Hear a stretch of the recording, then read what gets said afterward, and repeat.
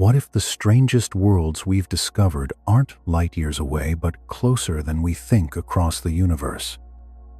Astronomers are uncovering planets that challenge our understanding of nature itself. Worlds where metal may fall like rain, where orbits swing between freezing cold and searing heat, and where moons hide vast oceans beneath thick ice. From newly found exoplanets to familiar neighbors like Venus, fresh data is forcing scientists to rethink how planets evolve and whether life might exist in places once considered impossible. In this episode, we explore these extraordinary discoveries and the quiet clues hidden in decades of space exploration.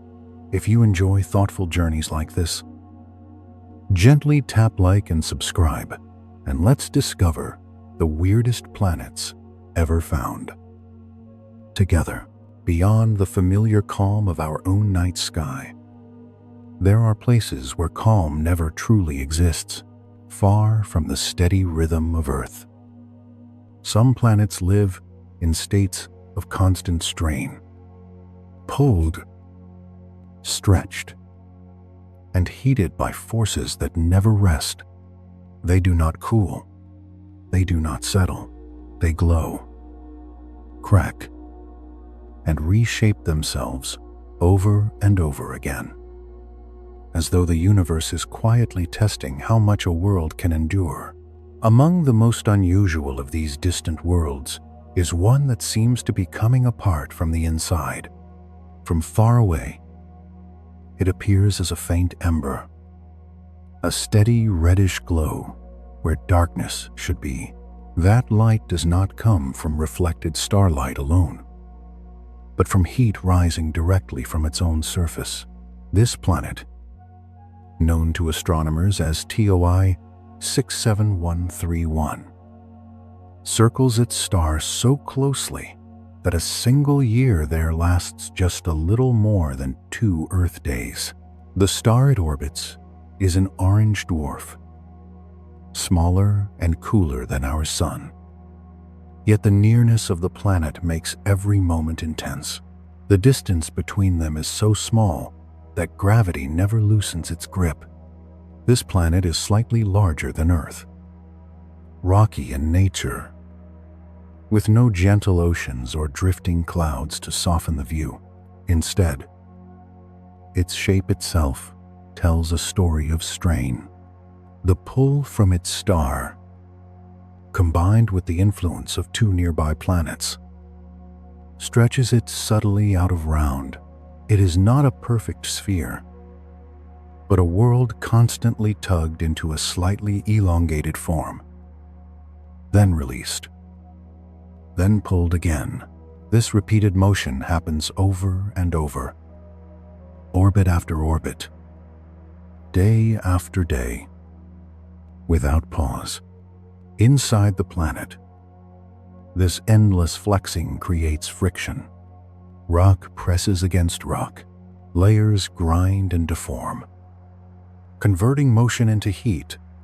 Over time, that heat has nowhere to go but upward. The surface grows hotter and hotter, reaching temperatures that climb beyond 4,000 degrees Fahrenheit. At such extremes, solid ground can no longer remain solid. Stone softens, minerals vaporize. Lava does not merely flow in isolated rivers, but may spread across vast regions, renewing the surface again and again. Astronomers suspect that the planet's face is crowded with volcanoes, far more numerous and far more violent than anything seen in our solar system. These eruptions are not rare events separated by long, quiet ages. They are constant, part of the planet's everyday existence. Lava fountains may rise and fall in slow motion under low gravity, while glowing rivers creep outward before cooling just enough to crack, only to be melted once more. From space, the planet shines faintly in visible light, not because it reflects its star well, but because it is hot enough to glow on its own. This makes TOI 67131 unique among known rocky exoplanets. Most planets are detected by the shadows they cast or the subtle pull they exert on their stars. This one announces itself through heat and light, a small but steady beacon in the dark. For scientists, that glow is more than a curiosity. It is a chance to study how planets behave when tidal forces dominate everything else. A comparison often comes to mind: Jupiter's moon, Io, a small world whose intense volcanic activity is driven by gravitational interactions with neighboring moons. Io's surface is reshaped constantly, its volcanoes powered by tidal heating. Yet even Io, dramatic as it is, exists on a gentler scale. The tidal forces acting on TOI 67131 are estimated to be millions of times stronger. Where Io offers a glimpse of tidal heating, this planet presents it in its most extreme form. In such an environment, geology behaves differently. The crust may never fully solidify. The interior may remain partially molten, circulating heat upward without relief over long spans of time. This process could strip the planet of lighter elements, altering its composition and density. Measuring its mass and motion allows researchers to infer what it is made of and how it reached this state. Each observation adds a small piece to a larger puzzle. How close can a rocky planet survive to its star before it becomes something entirely different?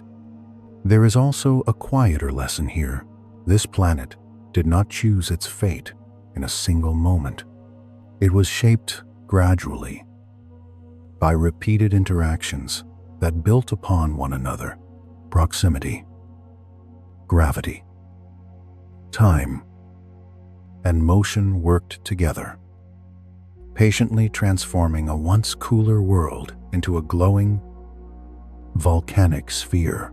In this way, TOI 67131 becomes a reminder that extreme worlds are often the result of ordinary forces, acting without rest. While one strange planet challenges our understanding through heat and motion, another does so through sheer improbability. LHS 3154b is a massive exoplanet orbiting a star that seems far too small to host it. The star itself holds only about 11% of the Sun's mass. It is a dim, low-mass red dwarf, the kind of star astronomers once believed could only form small, rocky planets. Yet circling close to this modest star is a planet more than 13 times the mass of Earth. In size and character, it resembles Neptune, a world thick with gas and ice. Substantial and imposing, its presence feels almost out of place, like finding a giant anchor tied to a fragile post. The contrast between planet and star forces scientists to pause and reconsider what they thought they knew about how planets come to be. The planet revealed itself not through a single dramatic image, but through careful attention to subtle changes. As it orbits, its gravity causes the star to wobble ever so slightly. Sensitive instruments detected small, rhythmic shifts in the star's light, signals of an unseen companion tugging from the dark. These measurements were confirmed by data from space-based observatories, slowly turning suspicion into certainty. Before this discovery, systems around such small stars often told a different story. Many red dwarfs are known to host compact families of rocky planets, worlds similar in size to Earth, packed closely together in neat arrangements. The famous TRAPPIST-1 system, with its chain of Earth-sized planets, seem to represent the rule. LHS 3154b does not follow that pattern.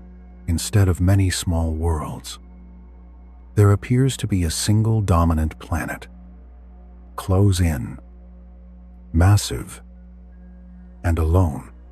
This raises immediate questions.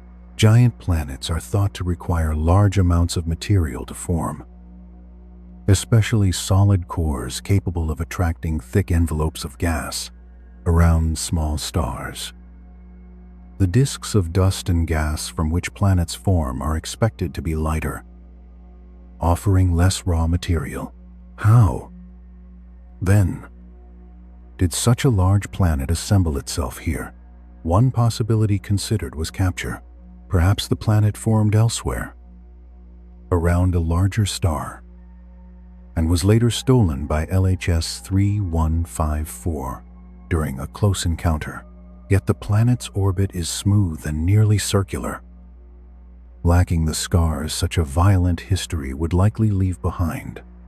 This gentle path suggests it was born where it now resides. Attention then turned back to planet formation itself. The core accretion model, long used to explain how planets grow, begins with dust grains colliding and sticking, slowly building larger bodies over time. In simulations using standard assumptions, this process struggled to produce a planet like LHS 3154b in such a close orbit. The math simply did not work. Only when researchers adjusted the conditions did a solution begin to emerge.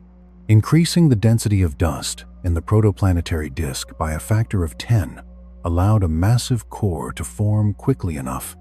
With enough solid material available early on, the planet could gather gas before the disk dissipated. This result hints at something important, that the material needed for planet formation may sometimes exist in forms that are difficult to observe. Dust does not always remain as fine grains easily seen by telescopes. It can clump into larger aggregates, growing beyond the sizes we readily detect. It may also be replenished continuously, drawn in from surrounding clouds of material. In either case, what appears to be a sparse environment may, in reality, be rich with hidden building blocks. This realization opens a wider door. If giant planets can form around small stars under the right conditions, then planetary systems may be far more diverse than previously imagined. The rules may be less strict, the outcomes more varied. Worlds like LHS 3154b suggest that nature is willing to experiment, assembling planets in places once thought unlikely or even impossible. The existence of LHS 3154b is more than a quiet addition to an ever-growing catalog of distant worlds. It gently unsettles ideas that once felt firmly in place, asking familiar models of planet formation to slow down and look again. Around small, low-mass stars, environments long considered thin and uneventful matter may gather in ways that are less obvious, less visible, yet no less effective. If material in a protoplanetary disk can hide, drift, or be replenished over time, then the boundaries we once drew begin to soften. What seemed unlikely becomes merely unexplored, and the diversity of planetary systems grows richer, more resilient, and far less predictable than we once imagined. Carried by that same quiet curiosity, the view continues to drift outward, without urgency, without sharp turns, beyond questions of how planets form. Attention settles on how they live within the gravity that shapes them. Some worlds never find balance between day and night. Light and darkness are not shared, but fixed in place. as though time itself has chosen sides. These planets do not turn freely beneath their stars. Instead, they remain held, presenting a single face forever, bound by gravity's steady, unyielding hand. WASP 76b exists in such a state. It moves around its star at a distance so close that the pull between them has erased any ordinary cycle of day and night. One hemisphere remains permanently exposed, bathed in relentless starlight, while the other is sealed into continuous darkness. The star does not rise or set, it simply hangs overhead, pouring energy into the same atmosphere without rest, without mercy. The planet itself is immense, heavier than Jupiter, yet its size feels almost secondary to the conditions imposed upon it. Completing a full orbit in less than 2 Earth days, WASP 76b moves with a speed that keeps its atmosphere in constant motion. Heat does not stay where it is born. It rushes outward, carried by powerful winds that attempt to smooth the sharp divide between light and dark. Though they never fully succeed, on the star-facing side, temperatures soar beyond 4,000 degrees Fahrenheit. At this level, the familiar boundaries between solid, liquid, and gas lose their meaning. Iron, nickel, and other metals that would normally anchor a surface are stripped of their solidity. They vaporize, becoming part of the atmosphere itself. The air glows faintly, thick with metallic clouds that shimmer under the crushing heat. These clouds do not remain still. Driven by the stark contrast between hemispheres, they are swept toward the night side in vast, planet-spanning currents. There, where starlight cannot reach, the atmosphere cools enough for those metals to condense. What falls from the sky is not rain as we know it, but droplets of liquid iron descending slowly through the darkness before settling onto a hidden surface below. This cycle repeats endlessly. Vapor rises, travels, cools, and falls, tracing a metallic weather system unlike anything within our own solar system. WASP 76b becomes a place where the sky itself is part of the planet's geology, where atmosphere and surface blur into a single, circulating system shaped entirely by heat. Amid this violence, something unexpectedly subtle may be taking place, near the boundary where day gives way to night. Astronomers have detected a faint brightening, a delicate feature emerging from careful analysis of light. It is not bold. It does not announce itself. Instead, it appears as a gentle enhancement, just strong enough to persist across multiple observations. This signal has been interpreted as a possible glory, an optical phenomenon known for its fragility. Unlike a rainbow, which stretches across the sky, a glory forms as a series of tight, concentric rings centered opposite the light source. It arises when light encounters a collection of tiny, uniform particles and is scattered backward in a precise and orderly way. On Earth, glories are fleeting. They appear in clouds composed of fine water droplets, often visible only from above, and vanish as conditions shift. Their existence depends on remarkable uniformity and stability, qualities that feel almost out of place on a planet defined by extremes. And yet, if confirmed, this faint pattern suggests that even within WASP 76b's turbulent atmosphere, There may be regions where order briefly holds. For such a phenomenon to exist, atmospheric particles would need to maintain a consistent size and shape over time. The clouds would have to persist, resisting disruption from violent winds and temperature gradients.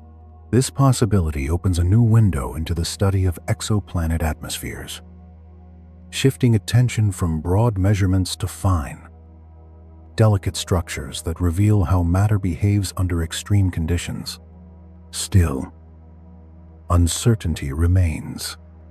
The signal is weak.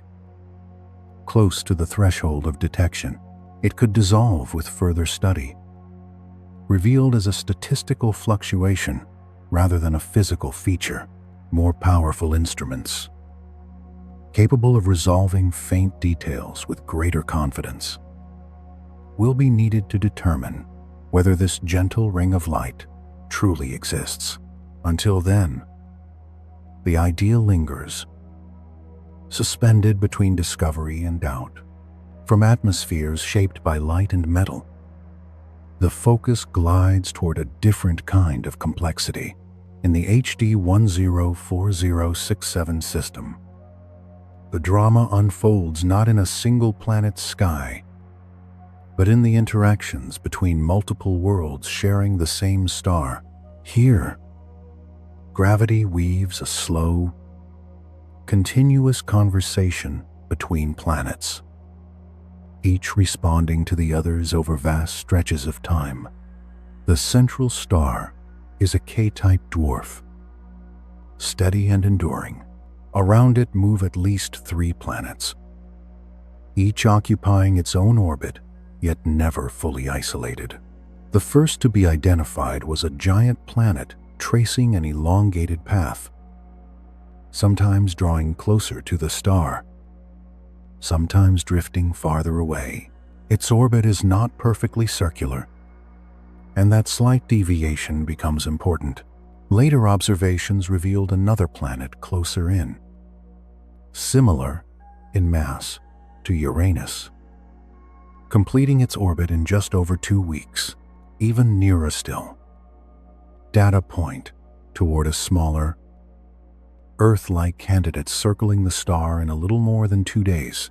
These worlds do not collide or cross paths, but their gravitational pulls overlap, accumulating gently with each pass. For the innermost planet, this overlapping influence is profound.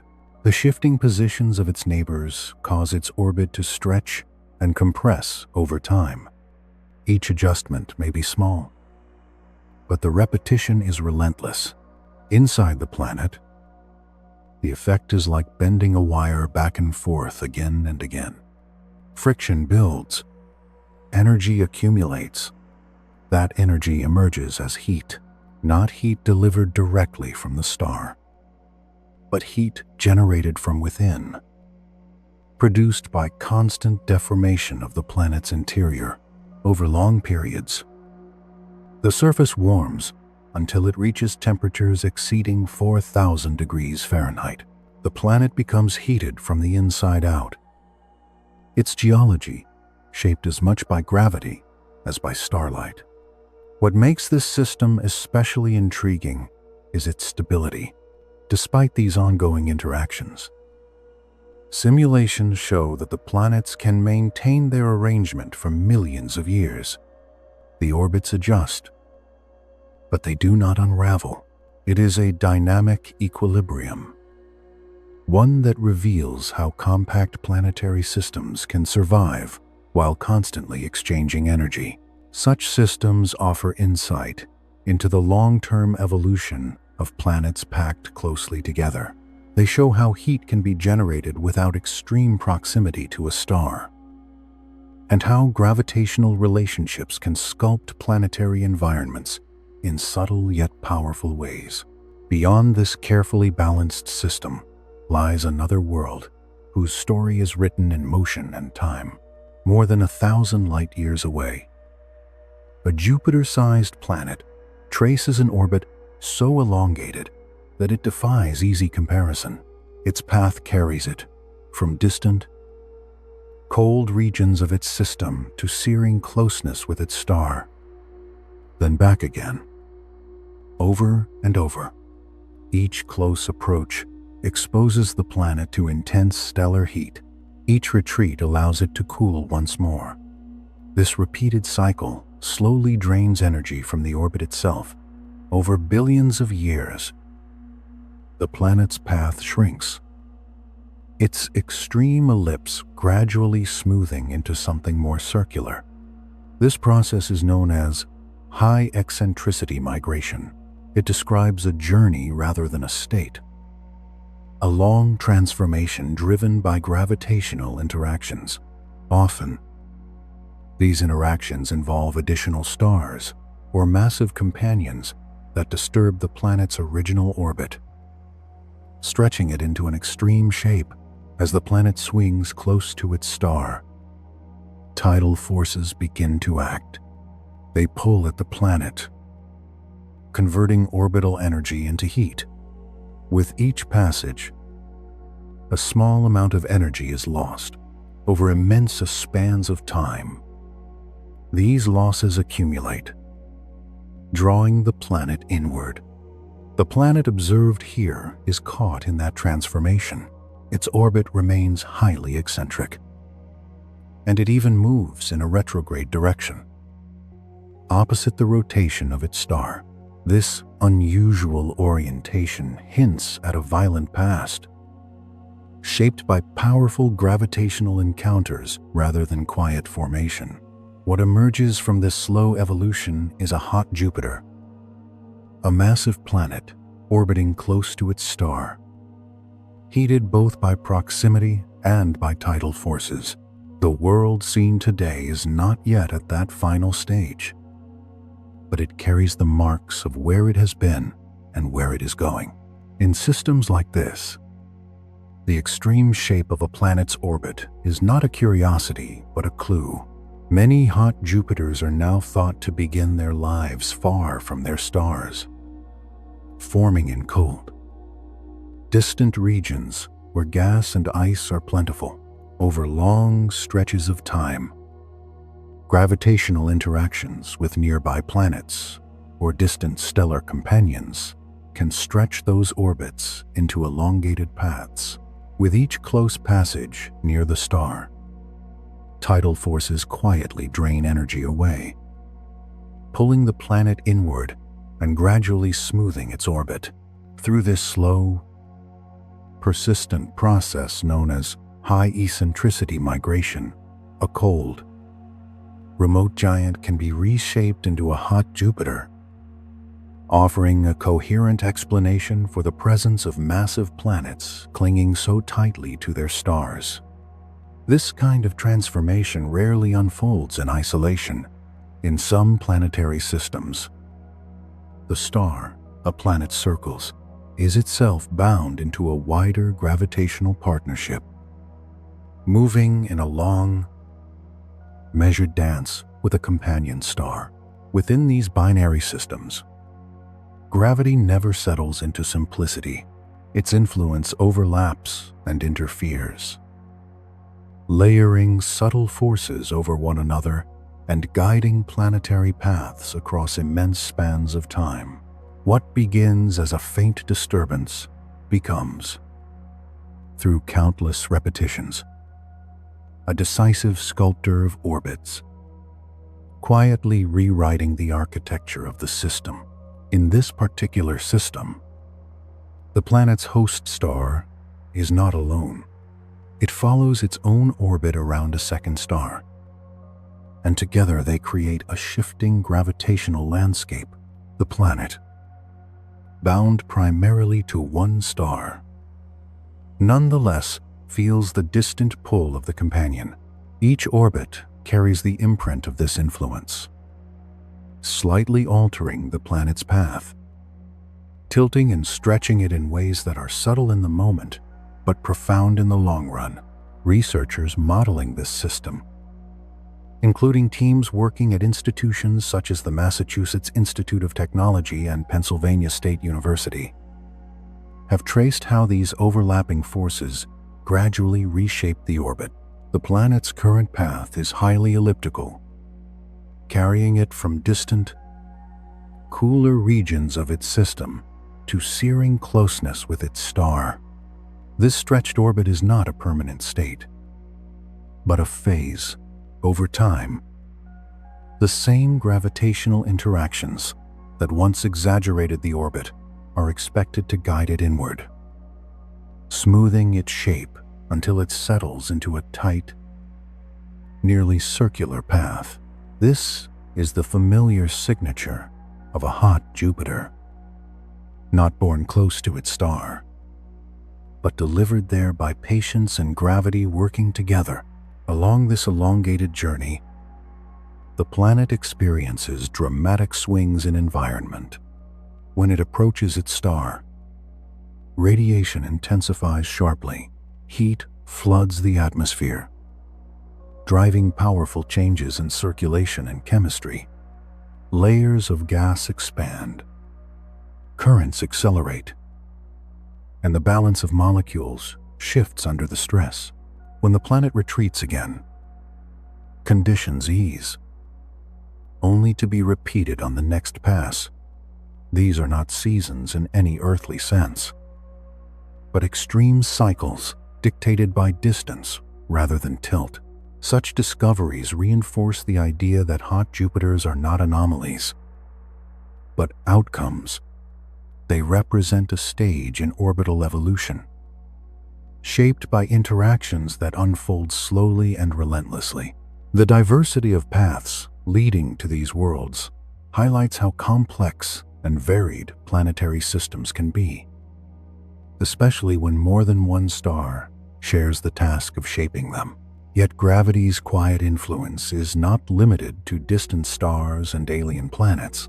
The same forces that stretch orbits and generate heat far away also operate much closer to home, in ways that are easier to overlook precisely because they feel familiar. Within our own solar system, beneath the swirling bands of gas giants and the steady paths of rocky planets, there exists a world whose story is written just as deeply in gravity and time. Orbiting the giant planet Jupiter is a moon larger than the planet Mercury. It does not shine with its own light, yet it commands attention through its sheer scale and complexity. This world is Ganymede, the largest satellite in the solar system, a place wrapped in ice and marked by a history that stretches back billions of years. At first glance, Ganymede appears cold and silent. Its surface is coated in a thick shell of ice, fractured and scarred by ancient events. Darker regions are pitted with craters, records of impacts from an earlier era. Lighter regions, etched with grooves and ridges, suggest movement and renewal, as though the surface once flowed or shifted beneath stresses now long past. This contrast hints that Ganymede has not always been the quiet world it seems today. Beneath this frozen exterior lies a secret that has transformed how scientists think about moons. Deep below the ice, evidence suggests the presence of a vast ocean of liquid water.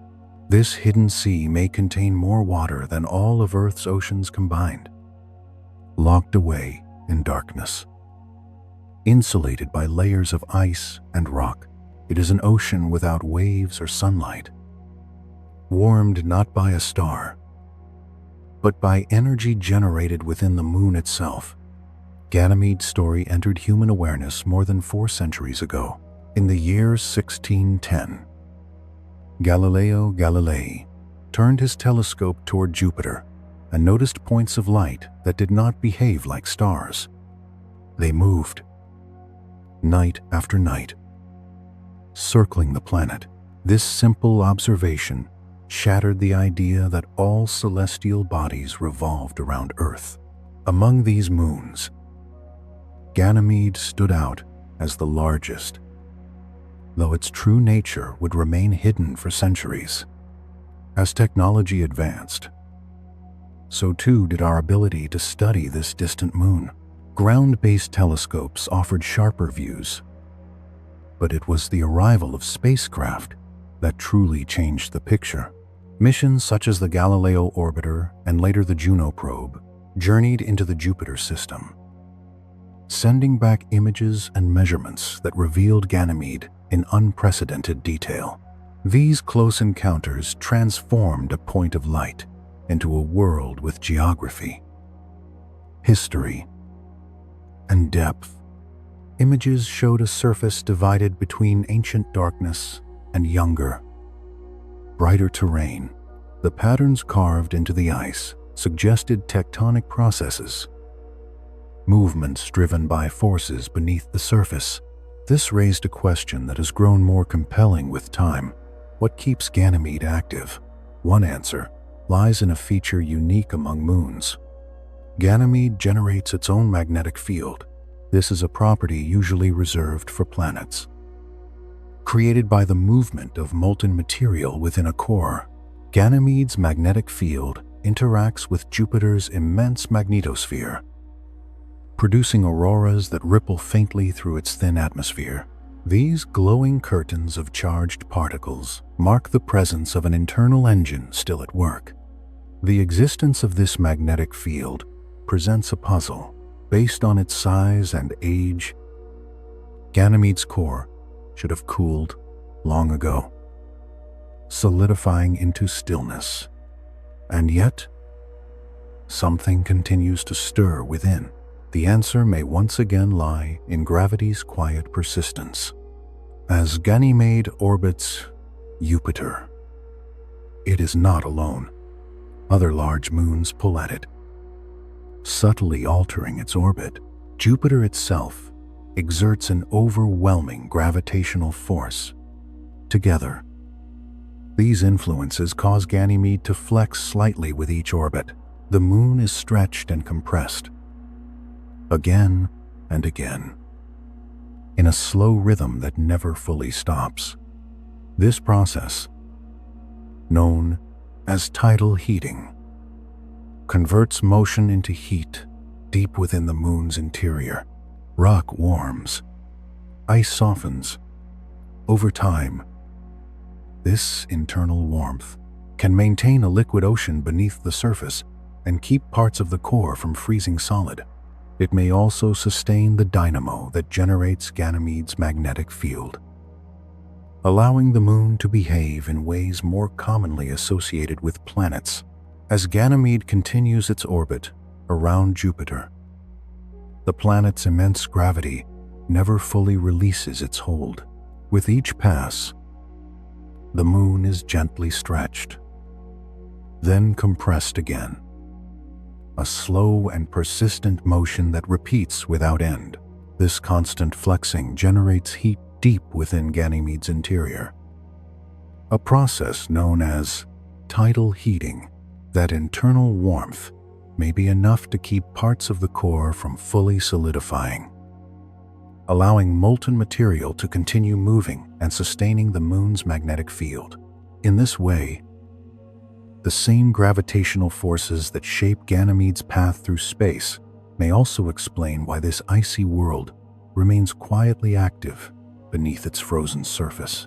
To sense how such gentle motion can give rise to heat, it helps to linger with something ordinary and unhurried, something drawn from everyday life. Imagine a quiet kitchen late in the day, where a soft ball of dough rests beneath your hands. As you press it, fold it, and stretch it again and again. Nothing dramatic happens at first. The dough yields patiently, almost without resistance. Yet over time, a subtle warmth begins to appear, not from fire or flame, but from motion itself. Each repeated bend and pull creates friction, and that friction slowly gathers into heat. This same principle operates far from kitchens and planets like Earth. On Ganymede, the kneading is done not by hands, but by gravity. As the moon travels along its path around Jupiter, it does not move through empty stillness. Jupiter's immense gravitational pull reaches into Ganymede, gripping it unevenly. The side closer to Jupiter feels a stronger tug than the side farther away. With every orbit, the moon bends slightly, then relaxes, then bends again. This motion is subtle. From a distance, Ganymede appears unchanged, serene, frozen, but inside, the repetition never ends, orbit after orbit. The moon is gently stretched and compressed. There is no sudden shock, no violent collision. Instead, there is persistence over millions, then billions of years. That persistence matters. Rock grinds against rock. Ice shifts under pressure. Friction builds in silence. Friction creates heat. Even when the motion is slow, deep beneath Ganymede's icy shell, that heat accumulates. It does not surge upward in eruptions. It does not break through the surface in fire. It lingers, warming the interior just enough to change its behavior. Materials that would otherwise freeze solid remain softened. Portions of the interior may stay partially molten, sustained by energy that never fully dissipates. This process is known as tidal heating, and it is one of the most important forces shaping icy worlds. On Ganymede, tidal heating may provide the explanation for something extraordinary. Despite its size and age, the moon generates its own magnetic field. This is a feature usually associated with planets, not moons. Magnetic fields require motion specifically, the movement of electrically conductive material within a body's interior. For Ganymede, scientists believe that tidal heating may keep part of its core warm enough for liquid metal to persist. As that molten material moves slowly, it creates electrical currents. Those currents, in turn, generate a magnetic field. This invisible structure extends outward from the moon, forming a protective bubble in space. What makes this even more remarkable is where Ganymede resides. Its magnetic field does not stand alone. It exists inside Jupiter's immense magnetosphere, one of the largest structures in the solar system. The two magnetic environments overlap and interact, creating a complex and dynamic region filled with charged particles moving along invisible paths. Where those particles encounter Ganymede's thin atmosphere, they produce auroras. These faint glows shimmer near the moon's poles, tracing the shape of magnetic field lines. They are not merely beautiful, they are informative. By observing subtle changes in these auroras, scientists can infer conditions deep below the surface. In fact, it was through careful study of Ganymede's auroras that strong evidence emerged for a vast subsurface ocean. Variations in the magnetic field suggested the presence of a conductive layer beneath the ice, most likely a global ocean of liquid water. This hidden sea may lie beneath tens of miles of ice, sealed away from sunlight, yet warmed from below by tidal heating. The scale of this ocean is difficult to fully grasp. It may contain more water than all of Earth's oceans combined. It exists in darkness, under pressure, insulated by ice and rock. Its surface never feels wind. Its depths never see light. And yet, it may be one of the most stable environments on the moon, protected from radiation and surface extremes by layers above. Human understanding of Ganymede has unfolded slowly. More than 4 centuries ago, Galileo Galilei pointed his telescope toward Jupiter and noticed small points of light that refused to stay fixed. Night after night, they shifted position, orbiting the giant planet. This simple observation changed humanity's place in the universe. Among those moons was Ganymede, the largest, though its true nature would remain hidden for generations. As centuries passed, telescopes improved, and Ganymede transformed from a point of light into a discernible disk. Still, it was the arrival of spacecraft that revealed the moon as a world. The Galileo orbiter, launched near the end of the 20th century, spent years circling Jupiter. During repeated flybys, it gathered detailed images and measurements that revealed Ganymede's magnetic field, surface features, and internal complexity. Later, the Juno spacecraft added new perspective. Though designed to study Jupiter itself, Juno's path brought it close to Ganymede for a brief encounter. The flyby was swift. The spacecraft had only minutes to collect data as it raced past at extraordinary speed. There would be no lingering, no second chance. In that short window, Juno captured a series of images that revealed Ganymede's surface with striking clarity. Dark regions appeared ancient and heavily cratered, preserving a record of impacts from the early solar system. These terrains had remained largely unchanged for billions of years, enduring in quiet stability. In contrast, lighter regions cut across the surface in sweeping patterns of grooves and ridges. These features stretched for hundreds of miles, rising and falling like frozen waves. They spoke of movement of ice that had cracked, shifted, and reformed under internal stress. Scientists interpret these patterns as signs of tectonic activity, driven not by molten rock, but by the slow deformation of ice. This kind of activity is rare among moons. It suggests that Ganymede has not always been static. Heat from tidal heating may have softened the ice shell in the past, allowing it to fracture and rearrange. Over time, fresh ice may have welled up, erasing older scars and creating the complex patchwork seen today. By comparing images from different missions separated by decades, researchers look for subtle changes that might reveal ongoing activity. Even the absence of change is meaningful. It tells a story about how quickly or how slowly the moon evolves. All of this brings attention back to a quiet but profound question. Could a place like Ganymede support life? There is no direct evidence. No samples have been taken. No signals detected. And yet, the conditions invite careful consideration.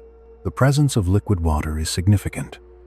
On Earth, wherever water persists beneath ice, deep underground, or within ocean depths, life finds ways to endure. Ganymede's subsurface ocean may be warmed by tidal heating, much as Earth's deep oceans are warmed by geothermal energy. On our planet, hydrothermal vents on the seafloor support ecosystems that thrive without sunlight, relying instead on chemical energy released from the interior. These environments were once thought impossible, yet they are now known to be rich and diverse.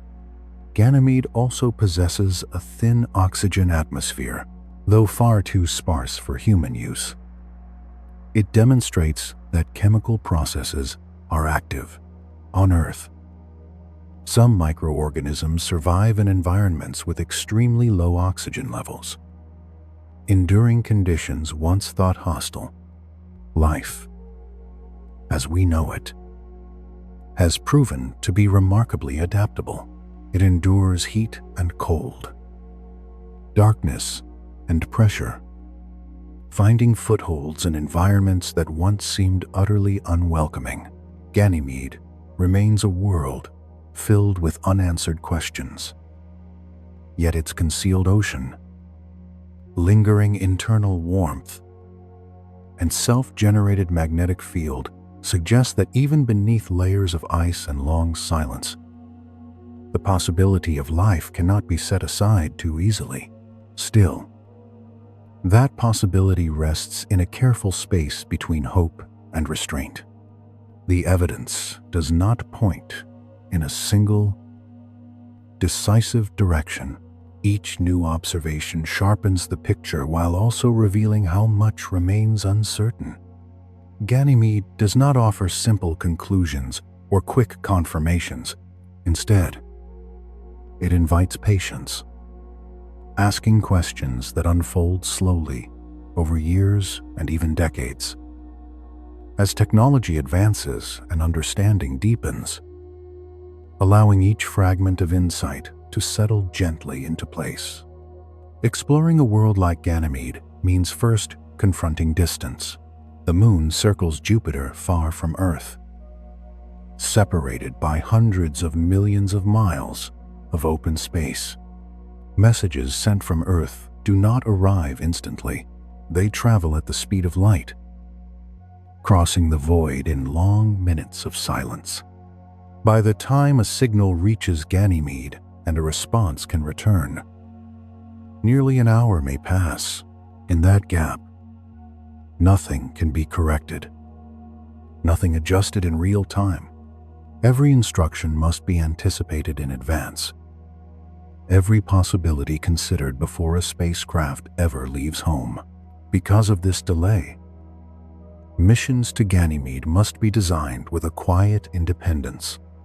Spacecraft cannot rely on constant guidance. They must carry their own judgment, responding to changing conditions without waiting for approval. This autonomy demands extraordinary care, both in planning and execution. A single unexpected event must be met not with panic, but with pre-written patience encoded deep within machines traveling alone. Distance is only the first challenge. Ganymede itself is a difficult place to visit.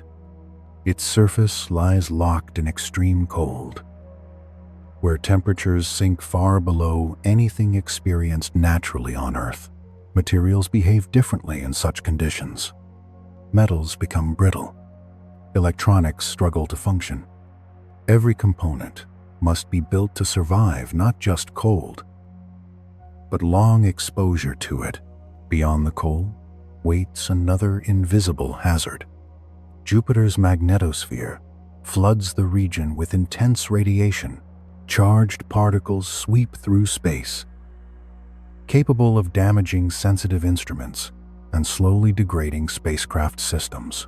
Any mission that approaches Ganymede must be armored not only against temperature, but against an environment that steadily wears things down.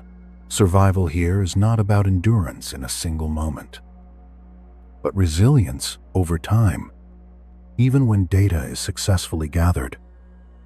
The challenge is far from over. Images, measurements, and signals must be transmitted back across vast distances, arriving as faint whispers that require careful interpretation. No image is ever complete on its own. No measurement speaks clearly without context. Scientists must assemble meaning from fragments, refining their understanding again and again as new data arrives. This is why interpretations of Ganymede continue to evolve. Early observations suggested a subsurface ocean. Later data strengthened that case. More recent measurements refined it further, revealing layers, complexity, and interactions that had not been imagined before. Understanding does not replace itself overnight. It shifts gradually, shaped by debate, refinement, and careful disagreement. One area where this ongoing uncertainty is especially visible lies in the study of plumes observed near Ganymede's surface. Some scientists believe these faint emissions may be signs of water from the interior being pushed upward through cracks in the ice, briefly venting into space. If true, they would resemble the dramatic geysers seen on Saturn's moon Enceladus, and possibly similar features suggested on Europa. Others urge caution. The signals are subtle. Alternative explanations remain possible. The source of these plumes, their composition, and even their existence continue to be examined. In science, disagreement does not signal failure. It signals attention. Multiple ideas coexist while evidence accumulates, each held gently until clarity emerges. The same careful balance applies to the subsurface ocean itself. While strong evidence supports its presence, questions remain about its depth, its composition, and the conditions within it. Is it layered? Does it interact chemically with the rocky interior below? Could it sustain energy gradients similar to those that support life in Earth's deep oceans? These questions remain open, not because answers are unreachable, but because they demand time. Despite these uncertainties, exploration does not slow. Each challenge met becomes a step forward. Each limitation acknowledged becomes a guide for future design. Curiosity persists, not as urgency, but as steady intention. Plans to return to the Jupiter system reflect this patience. Space agencies around the world have committed to long-term exploration, accepting that meaningful discovery unfolds over decades rather than moments. Among these efforts is the Jupiter Icy Moons Explorer, known quietly as JUICE. This mission carries a suite of advanced instruments designed to study Ganymede, Europa, and Callisto in detail, observing their surfaces, interiors, and environments with unprecedented care. JUICE is built not for haste, but for repetition. It will pass by these moons many times, observing them from different angles. Under different conditions, it will map ice shells, probe magnetic fields, and search for subtle signals that reveal what lies beneath. Its journey itself will be long, marked by gravity assists and careful navigation, reflecting the slow rhythms of the worlds it studies. Beyond JUICE, ideas continue to take shape. Some remain only concepts, imagined futures resting on drawing boards and quiet discussions. Landers that could touch down on icy plains, rovers that might traverse frozen ridges, even submarines envisioned to one day slip beneath ice into hidden oceans. These ideas are not promises. They are possibilities, waiting for technology, funding, and understanding to align. Together, they reflect a deeper truth. Ganymede remains compelling, not because it guarantees discovery, but because it resists easy explanation. Its geology, its magnetic field, and its hidden ocean form a puzzle that grows richer with each piece added. It stands as a reminder that exploration is not about conquest, but conversation, a dialogue between curiosity and caution. And yet, even as attention lingers on Ganymede, the solar system holds other worlds that are quieter still, farther away, and perhaps even more enigmatic. Beyond Jupiter's realm, past Saturn's rings and Uranus's tilted orbit, lies Neptune. Distant and dim. Around it moves a moon unlike any other. Triton drifts through darkness on a path that defies expectation. It orbits Neptune in the opposite direction from most large moons, suggesting a past shaped by capture rather than formation. Its surface is bitterly cold, yet surprisingly young, marked by plains that appear renewed and features that hint at activity beneath the ice. Occasionally, Triton reveals flashes of motion.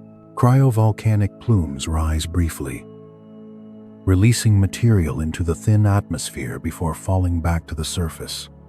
The landscape looks frozen, yet not dead. Beneath layers of nitrogen, ice, and shadow, there may be a dense interior hiding warmth, perhaps even an ocean sealed far below. Triton exists at the edge of sunlight, wrapped in cold and mystery. It challenges assumptions just as Ganymede does, though in a different voice, where Ganymede speaks of layered complexity and quiet protection. Triton whispers of capture, inversion, and survival in the deepest cold. Together, these worlds remind us that the solar system is not finished telling its story. Far from being settled and understood, it continues to surprise, offering places that feel both alien and strangely familiar. The journey outward does not end with answers, but with invitations into colder regions, darker skies, and questions still waiting to be asked. As we prepare to step into the silent, frozen realm of Triton, Neptune lingers at the far edge of the solar system, like a quiet presence that never asks to be noticed. It is blue, cold, and immense, yet so faint that human eyes cannot find it without help, while the brighter planets closer to the sun announce themselves easily. Neptune seems content to remain half-hidden, wrapped in powerful winds that race endlessly through its atmosphere, long before it was ever seen. Its existence was felt indirectly, through small irregularities in the motions of other planets. Mathematics sensed what vision could not, revealing that something unseen was shaping the outer solar system from afar. Around this distant ice giant drifts a small and scattered family of moons, 14 known companions moving silently through the dark. Most of them are modest in size, faint and easily overlooked. Among them, however, is one that immediately feels different. A satellite that does not quite fit into the quiet order of Neptune's system. This is Triton, discovered in the middle of the 19th century by the British astronomer William Lassell, shortly after Neptune itself was identified. From the moment Triton entered the scientific record, it stood apart, not because it was bright or large, but because its behavior hinted at a past unlike that of any other moon in the system. Most large moons move in harmony with their planets, orbiting in the same direction as the planet's rotation, as though they were born from the same spinning disk of material. Triton does the opposite. It circles Neptune backward, following a retrograde orbit that immediately raises questions. In the quiet language of celestial mechanics, such motion rarely happens by accident. Objects that move against the prevailing flow often carry the scars of ancient upheaval, suggesting capture, disruption, or a violent rearrangement long ago. As astronomers studied Triton more closely, the sense of displacement only grew stronger. Triton bears a striking resemblance to Pluto, the distant dwarf planet that resides in the Kuiper belt beyond Neptune. Their sizes are similar, their masses are close, even the substances coating their surfaces ices rich in nitrogen, methane, and other frozen volatiles appear drawn from the same distant reservoir. This likeness hints that Triton may not have formed beside Neptune at all, but instead began its life as an independent icy world, roaming the outer solar system before fate altered its course. If this picture is correct, Triton is more than a moon. It is a captured world, perhaps once similar to Pluto, now bound tightly to Neptune by gravity. Such an origin would explain its backward orbit and its internal complexity. It also changes how Triton is understood. Rather than a simple satellite assembled quietly in place, Triton becomes a traveler, displaced from its original home and reshaped by the circumstances of capture.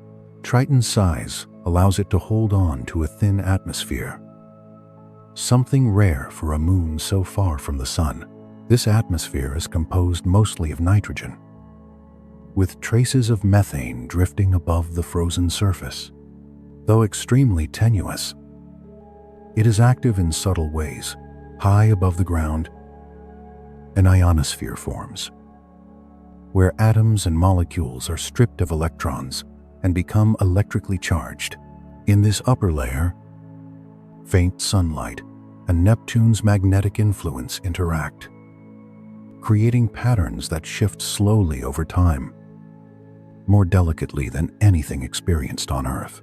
The composition of Triton's interior further sets it apart. The balance between rock and ice suggests a layered structure, more like a small planet than a simple accumulation of frozen debris. Scientists suspect that Triton has a solid crust, beneath which lies a mantle that responds differently under pressure. And deeper still, a rocky core.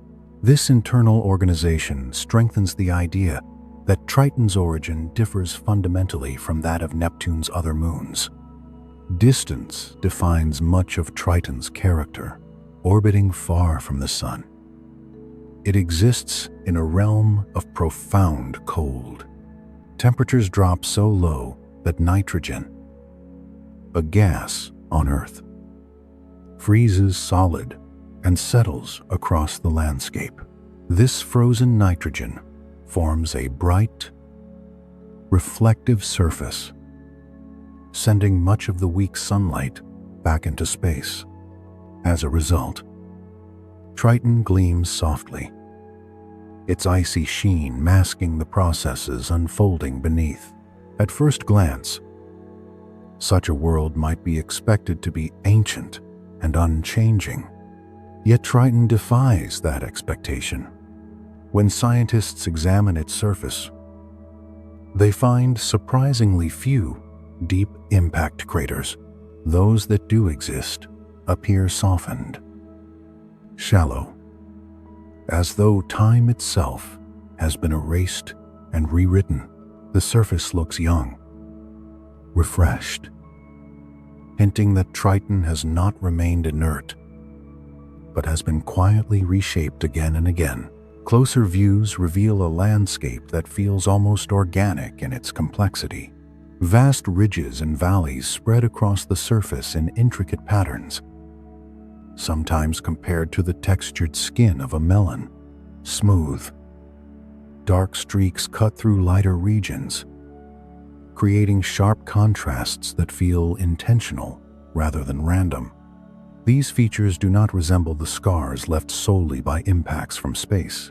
They suggest internal processes, forces rising from within and altering the surface over long periods. One compelling explanation is the presence of liquid beneath Triton's icy shell. This would not be an exposed ocean, but a deep, pressurized layer sealed below miles of ice. If such an ocean exists, it could provide a mechanism for renewing the surface. Material from below water mixed with nitrogen and other substances could rise through fractures, spread outward, and then freeze again. covering older terrain and smoothing the landscape. This kind of activity is known as cryovolcanism, a form of volcanism suited to cold worlds. Instead of molten rock, cryovolcanoes release slurries of water, ammonia, or nitrogen on Triton. Evidence suggests that such eruptions may occur near the poles, where vast nitrogen ice caps form. These caps are not static. They grow and retreat over long cycles, sometimes cracking and shifting as internal pressure builds and releases. The presence of cryovolcanism raises an obvious question.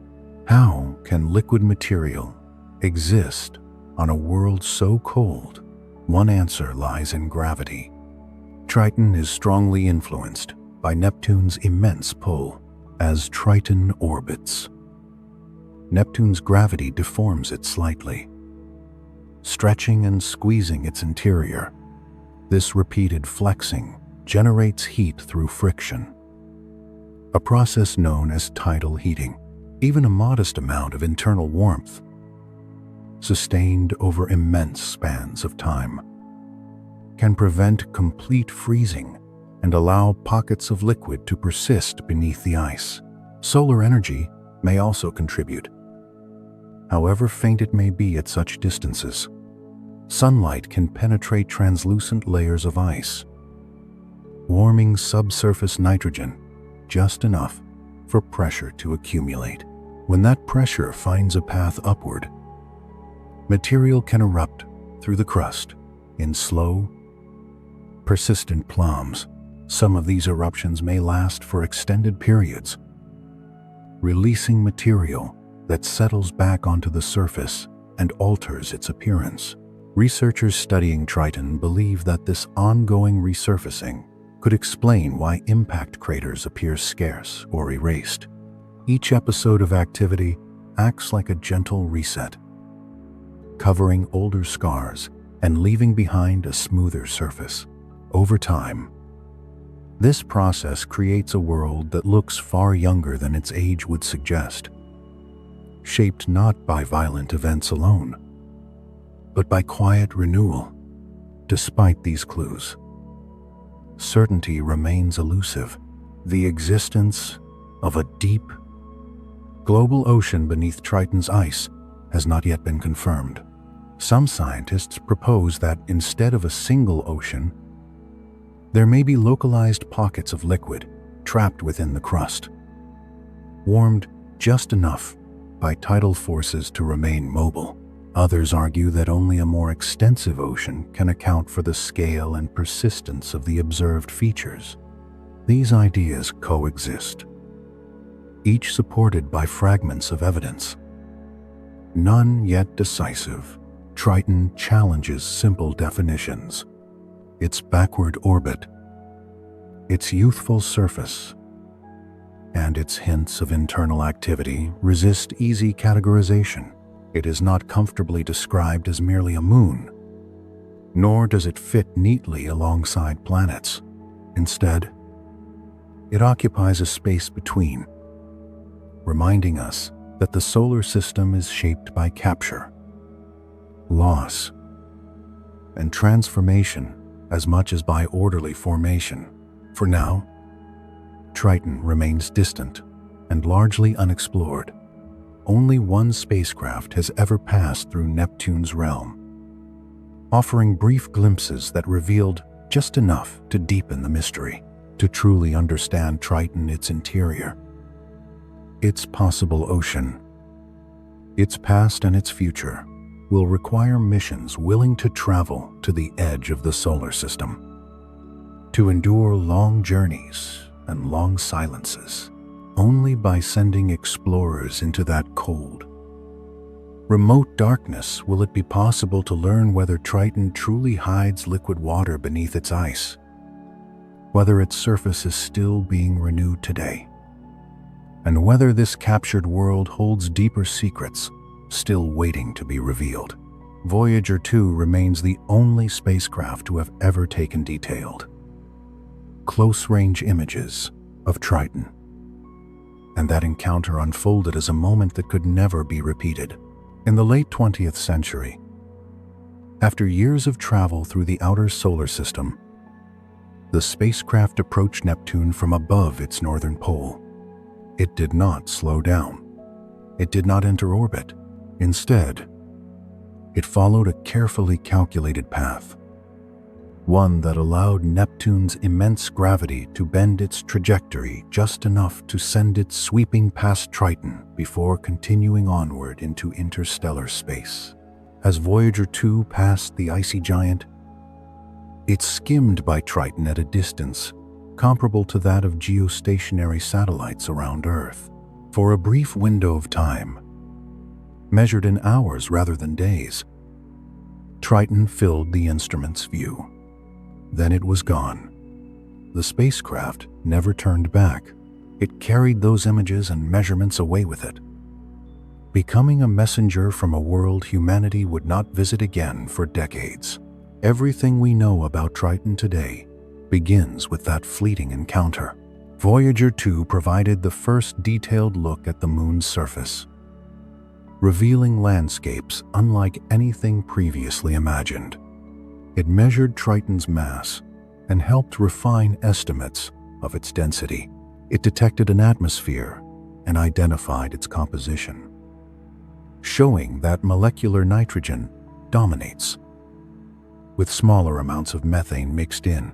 This discovery alone reshaped how Triton was understood, suggesting that it was not a simple, inert ball of ice, but a world capable of holding on to volatile substances and possibly reshaping itself over time. The mission also settled certain questions while opening many others. Voyager 2 showed that Triton does not possess oceans of liquid nitrogen flowing openly across its surface.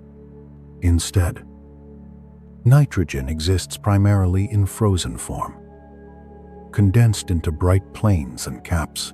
The images revealed ridges, valleys, smooth expanses, and dark streaks that hinted at internal processes. They also showed plumes rising above the surface, delicate columns of material carried upward before drifting back down, offering the first direct evidence that Triton is geologically active even in its extreme cold. Yet for all its revelations, Voyager 2 saw only a fraction of Triton. The spacecraft observed roughly 40% of the moon's surface, focusing on the southern hemisphere and a single face. Triton, like many moons, keeps one side turned toward its planet. The regions facing away from Neptune remained hidden, unlit by the passing spacecraft's brief attention.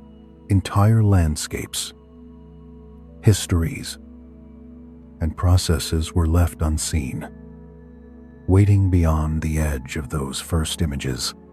For more than 3 decades, those Voyager views stood alone. They were studied, reanalyzed, and revisited as new theories emerged. But no new close-up data arrived to replace them. Then, long after Voyager 2 had faded into the dark beyond the planets, another eye turned toward Neptune and Triton from much farther away.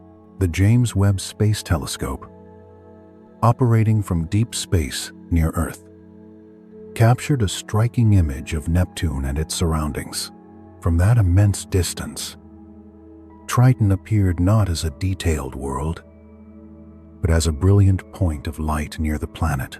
In the image, it shone brighter than might be expected for a moon so small and distant.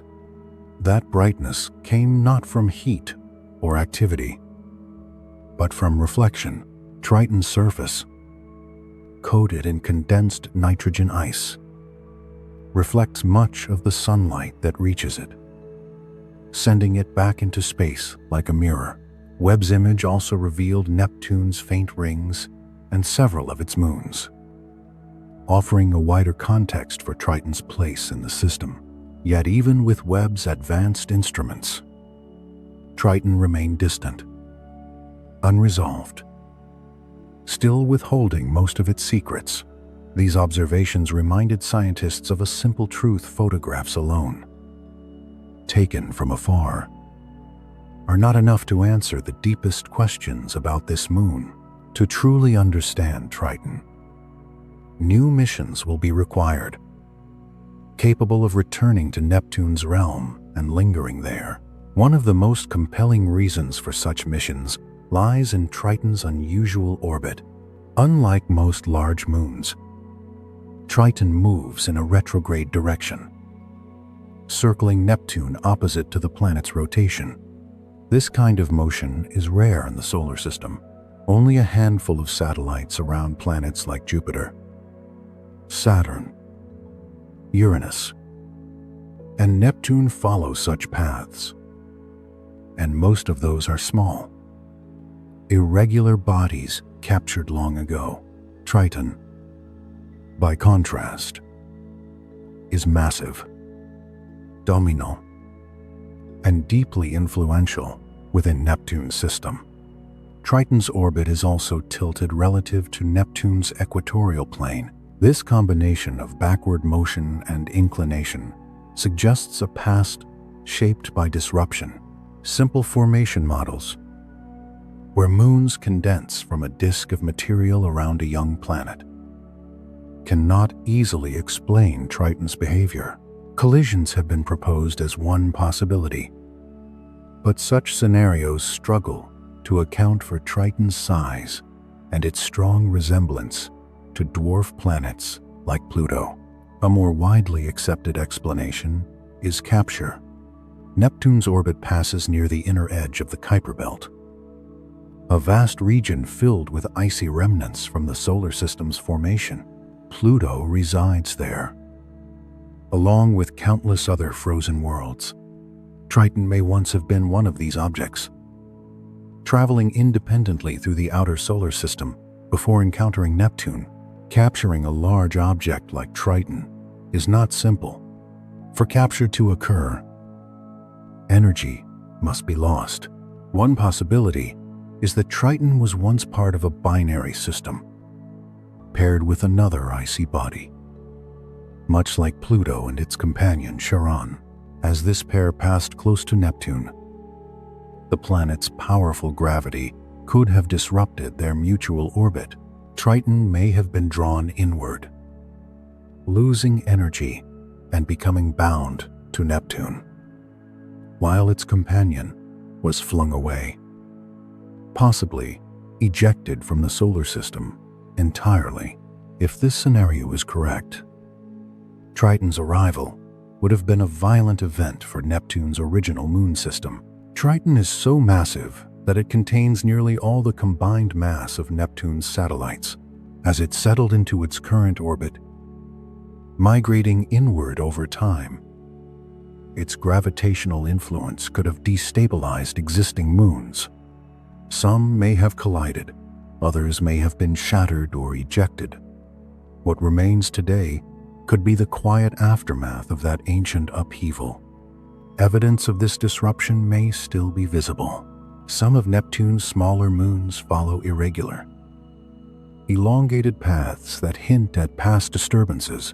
One of the larger surviving satellites exhibits a highly elliptical orbit, suggesting it may have been nudged out of a more regular trajectory by Triton's passage. These moons bear subtle marks of a system that was once very different from what is seen now. Triton's own journey is not yet over. Because it moves against Neptune's rotation, tidal interactions between the moon and the planet gradually drain energy from Triton's orbit over extremely long spans of time, measured in millions of years.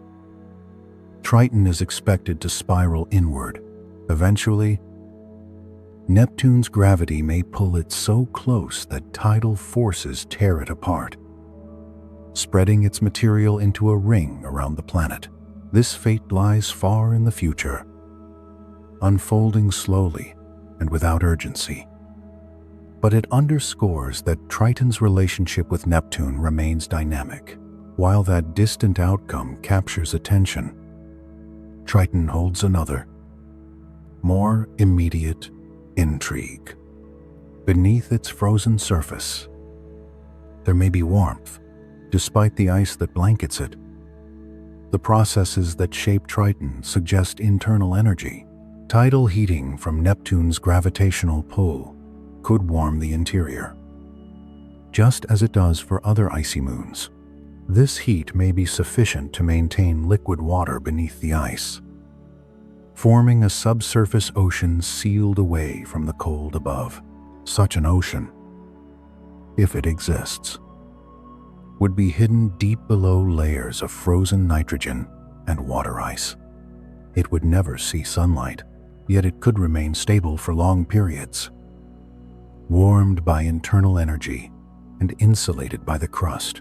On Earth, environments like this exist beneath ice sheets and at the bottoms of oceans, where life persists without light, sustained by chemical energy. For Triton, this remains a hypothesis rather than a conclusion. The evidence is suggestive but incomplete. The moon's active surface, its plumes, and its apparent resurfacing all point toward internal processes that could involve liquid material. Whether that material forms a global ocean or exists only in localized pockets is still unknown. Answering that question will require returning to Neptune's domain, sending spacecraft capable of orbiting, mapping, and perhaps even probing Triton directly. Until then, Triton remains a world defined by glimpses and inferences, shaped by a single close encounter and decades of careful thought.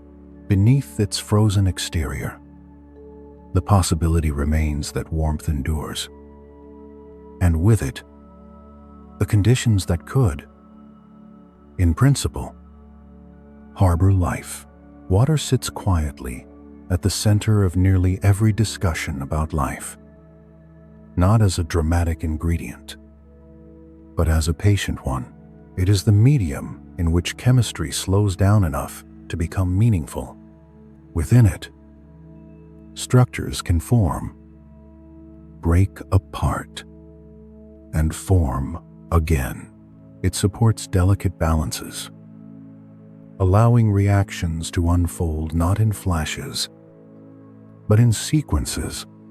Every form of life we know depends on this steady presence, not only to exist, but to begin.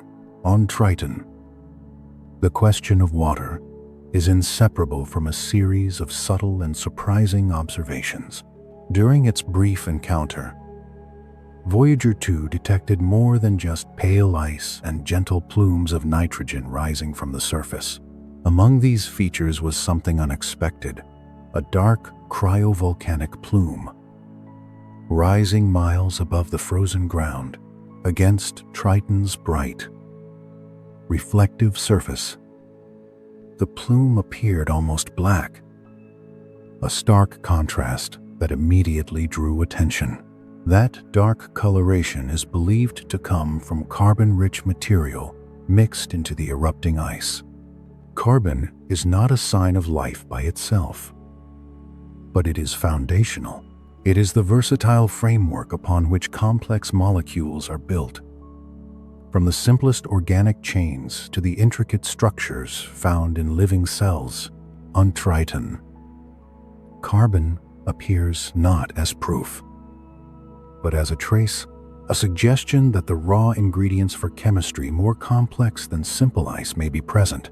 The exact composition of Triton's hypothetical subsurface ocean remains unknown. It cannot be sampled directly, and its existence has not yet been confirmed beyond reasonable doubt. Still, scientists studying icy bodies often look to comets for clues. Comets are remnants of the early solar system, carrying frozen mixtures of water, ammonia, salts, and simple organic compounds. If Triton formed from similar material. Its hidden ocean may contain ammonium compounds, sodium chloride, dissolved oxygen, and other substances capable of participating in chemical reactions. Even so, Triton is an extreme environment. Its surface is unimaginably cold, far colder than any naturally occurring place on Earth. Under such conditions, the emergence of complex life organisms with multiple cells, specialized structures, and active metabolisms is highly unlikely. Energy is scarce. Reactions proceed slowly, and stability is difficult to maintain. Triton is not a second Earth, nor does it pretend to be. Its atmosphere, though dominated by nitrogen as Earth's is exceedingly thin. It cannot trap heat effectively, even when nitrogen clouds form in the upper layers. They offer little insulation. Any warmth gained is fleeting. Triton's surface temperature remains locked deep in the cold, and whatever happens beneath the ice must do so in isolation from the surface above. Yet Triton is not static. It experiences seasons, though they unfold on timescales unfamiliar to us. Instead of months, Triton's seasons last decades. Each hemisphere spends long stretches tilted toward or away from the distant sun. During these slow cycles, subtle changes take place. Nitrogen ice sublimates, thickens, thins, and settles again. The atmosphere itself appears and disappears with the seasons, freezing onto the surface during long winters and returning as gas during extended summers. In the early years of the 21st century, observations from large ground-based telescopes revealed something quietly remarkable. Triton's temperature had increased slightly over a period of years. The change was small, only a few degrees, but on a world so cold, even such a minor shift is significant. It suggests that Triton's climate is sensitive, responsive, and capable of change. As temperatures rise during Triton's long summer, frozen nitrogen can evaporate and thicken the atmosphere. As autumn approaches and sunlight fades, that same atmosphere collapses, freezing back onto the surface. In winter, Triton's atmosphere may almost vanish entirely, only to return again when spring slowly arrives. The moon breathes, not daily or yearly, but over generations. These changes complicate any discussion of habitability. A world whose atmosphere comes and goes is not stable in the way Earth is. Yet stability is not the same as possibility. If liquid water exists beneath Triton's ice, it would be shielded from these surface extremes. There, temperature and pressure could remain relatively constant for long periods, insulated by miles of frozen crust. In such environments, if life were to exist, it would not resemble the life we know best. It would not rely on sunlight. It would not experience seasons. It would exist slowly, quietly, drawing energy from chemical gradients rather than warmth or light. This kind of life, if it exists at all, would be simple microbial rather than complex and deeply adapted to darkness and cold. Determining whether Triton can support even this simplest form of life requires far more than photographs. Images, no matter how detailed, can only hint at surface processes. They cannot reveal chemistry beneath the ice, nor confirm the presence of a global ocean. To answer those questions, spacecraft must return, equipped to measure gravity, magnetism, and subtle variations that betray hidden layers below. One proposed mission, known as Trident, was designed with precisely this goal in mind. It would have flown past Triton after a long journey, mapping the unexplored portions of the surface and searching for signs of an ocean beneath. It aimed to study the moon's chemistry, geology, and potential habitability in a single, carefully planned encounter. Yet space exploration is shaped as much by circumstance as by curiosity. Trident did not receive approval at that time, losing priority to other missions focused closer to the sun. This outcome does not mark an end, only a pause. Ideas in planetary science often wait years, even decades, before becoming reality. Technology advances, priorities shift, new data renews old questions. Other space agencies continue to consider missions to the outer solar system, including concepts that would use nuclear power to survive the long journey and the weak sunlight near Neptune. Triton does not stand alone in this growing family of intriguing worlds. It joins Europa, Enceladus, Mimas, and others icy bodies that hint at liquid oceans hidden beneath frozen shells. Together, they challenge a once simple idea that life requires warmth, sunlight, and Earth-like conditions. Instead, they suggest that life's potential habitats may be broader, stranger, and quieter than once imagined. Studying these worlds reshapes more than planetary science. It reshapes our understanding of origins, how oceans form beneath ice, how geology persists without heat from a nearby star, how chemistry unfolds in darkness over immense spans of time. Each question answered gives rise to another, deeper and more refined. Triton remains one of the most enigmatic of these ocean world candidates. It is distant, cold, and difficult to reach.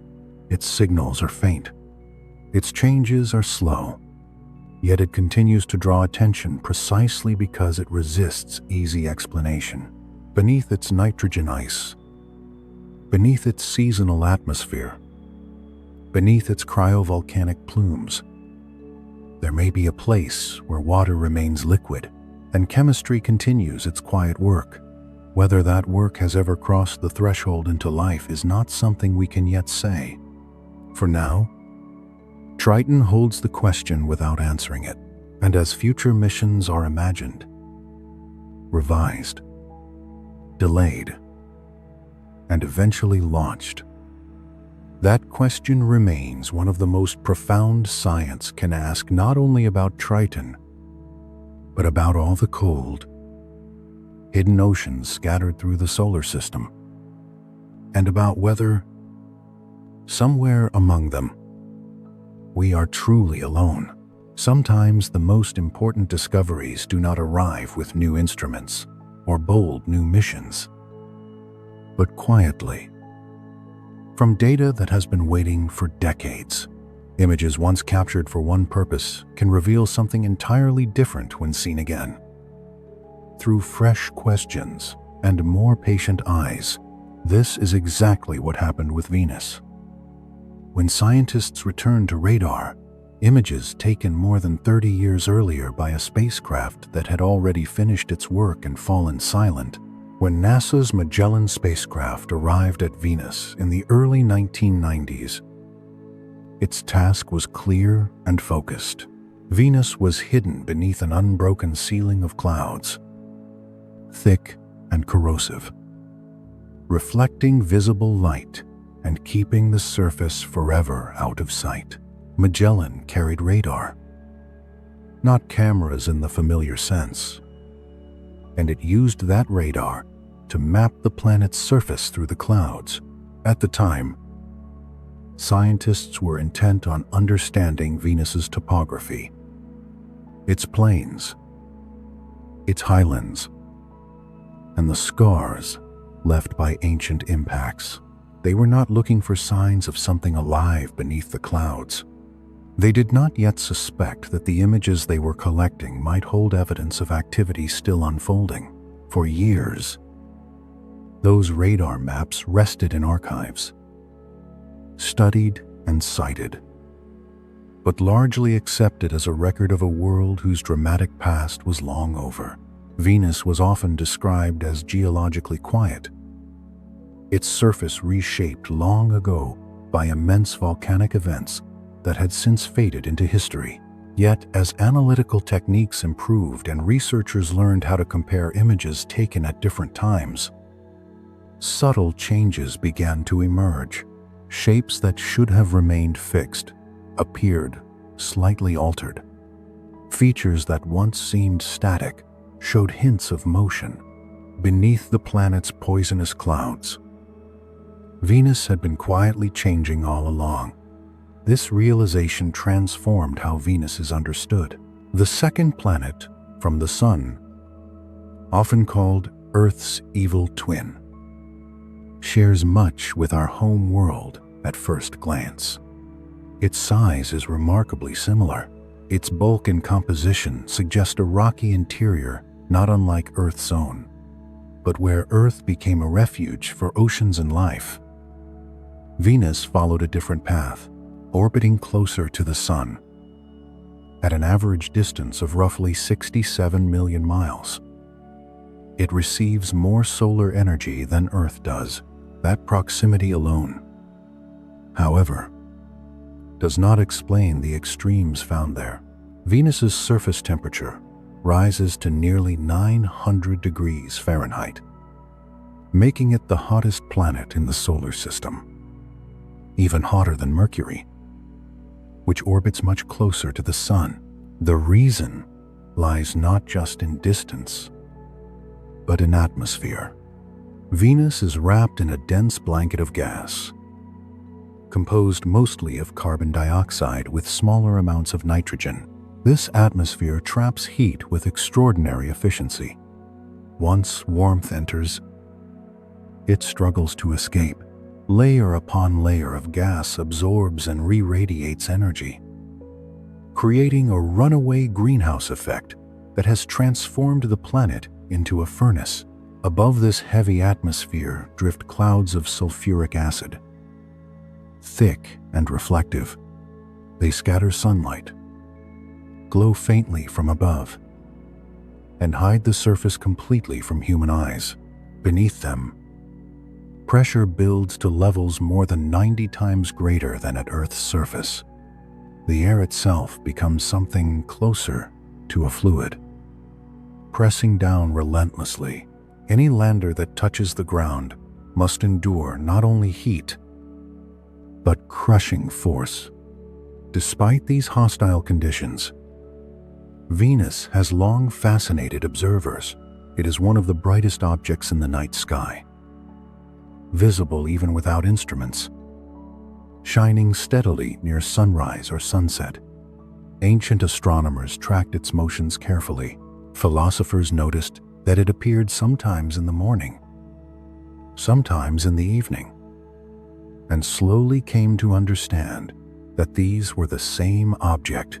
Yet for centuries, Venus remained a mystery. Its surface imagined but never seen. Modern science revealed that Venus is unusual in ways that go beyond heat and pressure. It rotates in the opposite direction to most planets, spinning slowly and backwards compared to the familiar rhythm of the solar system. A single day on Venus, measured from one sunrise to the next, lasts longer than a Venusian year, while the planet takes about 243 Earth days to complete one rotation. It orbits the Sun in about 225 Earth days. Both the rotation of the planet and the movement of its atmosphere occur in a retrograde direction, defying the pattern seen elsewhere. Even more striking is the behavior of Venus's atmosphere, high above the surface. The cloud layer races around the planet with astonishing speed, while the solid body of Venus turns slowly. The clouds complete a full circuit in just a few Earth days. This phenomenon, known as superrotation, means that the atmosphere moves dozens of times faster than the ground beneath it. Winds at certain altitudes reach hundreds of miles per hour, circling the planet like a restless ocean of air. How such a system came to be remains one of the great puzzles of planetary science. The mass of Venus's atmosphere is only a tiny fraction of the planet's total mass. Yet somehow, energy has been exchanged between the surface and the sky in a way that allows the atmosphere to dominate motion on a global scale. To conserve energy, something must have transferred momentum between the planet and its clouds. But the details of that exchange are still debated. Closer to the ground, the story changes. Near Venus's surface, winds are surprisingly gentle, moving only a few miles per hour. Yet because the atmosphere is so dense, even slow winds can exert enormous force, eroding rock over long periods. The effect is less like a gust and more like a steady current, comparable to water flowing through a riverbed. Over time, this thick air smooths edges and reshapes the land in subtle but persistent ways. One of the most remarkable aspects of Venus is how evenly its surface temperature is distributed. Day and night make little difference. A Venusian night lasts for many Earth days, yet the temperature drops only slightly. Heat absorbed on the day side is carried around the planet by the atmosphere, spreading warmth so thoroughly that extremes are softened. This uniformity is due to the enormous thermal inertia of the atmosphere, which stores heat much as Earth's oceans do, releasing it slowly and steadily. Yet beneath this apparent stability lies a restless interior. Venus's surface bears the marks of vast volcanic plains, immense shield volcanoes, and long channels carved by flowing lava. For a long time, these features were thought to be relics of an ancient era. The resurfacing of Venus was believed to have occurred hundreds of millions of years ago, after which the planet settled into quiet stagnation. The reanalysis of Magellan's data challenged that assumption. By comparing radar images taken years apart, scientists identified changes consistent with volcanic activity. New lava flows appeared where none had been before. Surface features subtly shifted. These signs pointed to volcanoes that were not merely ancient scars, but active systems still reshaping the planet today. Venus, it seemed, was not geologically dead. It was breathing heat from within, releasing gases that may continue to influence its already extreme atmosphere. Understanding how Venus reached this state remains an open question. The planet likely formed around 4.5 billion years ago. Much like Earth, early on, it may even have possessed oceans. Some models suggest that volcanic activity played a central role in its transformation, releasing vast amounts of carbon dioxide and other gases into the atmosphere, without plate tectonics to recycle that carbon back into the interior. The greenhouse effect intensified, locking Venus into its present condition. Human efforts to study Venus up close have always faced daunting challenges. In the middle of the 20th century, spacecraft finally began to reach the planet. Early missions provided glimpses of its magnetic environment and atmosphere. Later probes attempted landings. The Soviet Venera missions achieved what had once seemed impossible, delivering landers to the surface and transmitting images and measurements back to Earth. These landers revealed a barren landscape under an orange sky. Rocks resting beneath, crushing pressure and searing heat.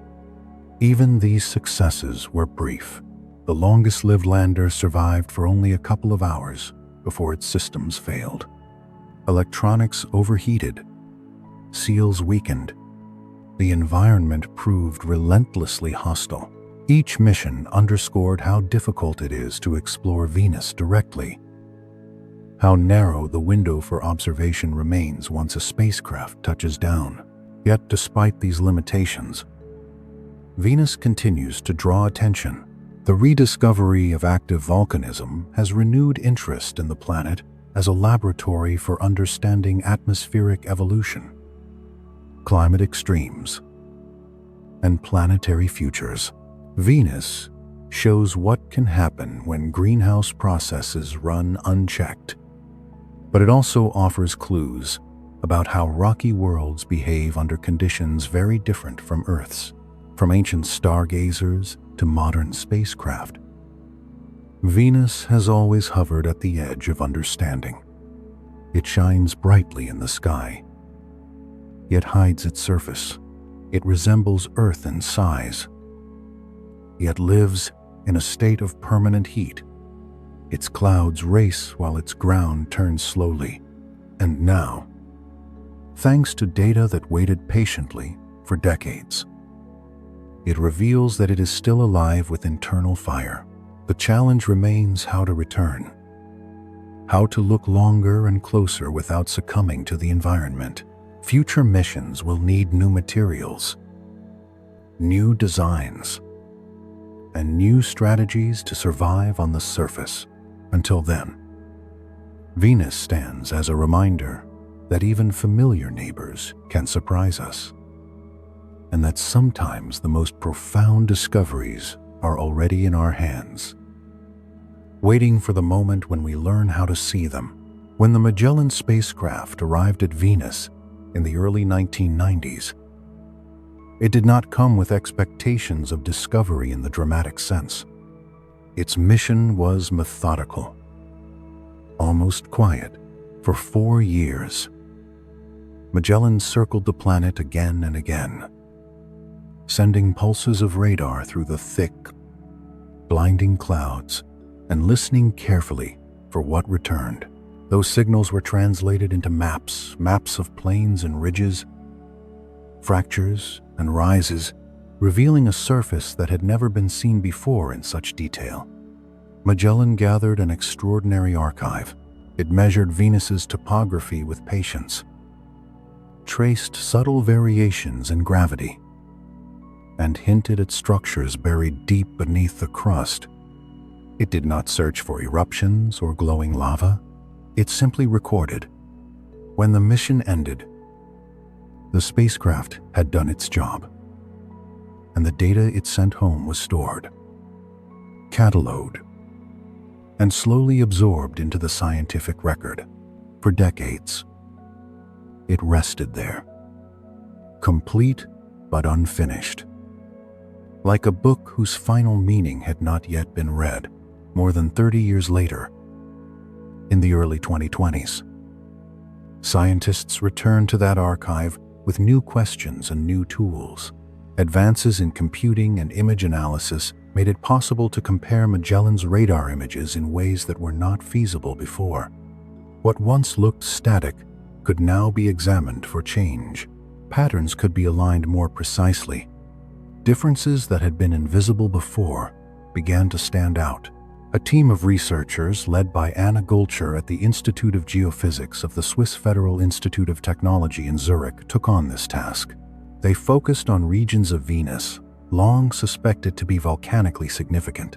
By carefully reanalyzing Magellan's radar data, they noticed features that did not behave as ancient frozen landforms should. Certain structures appeared altered between observations.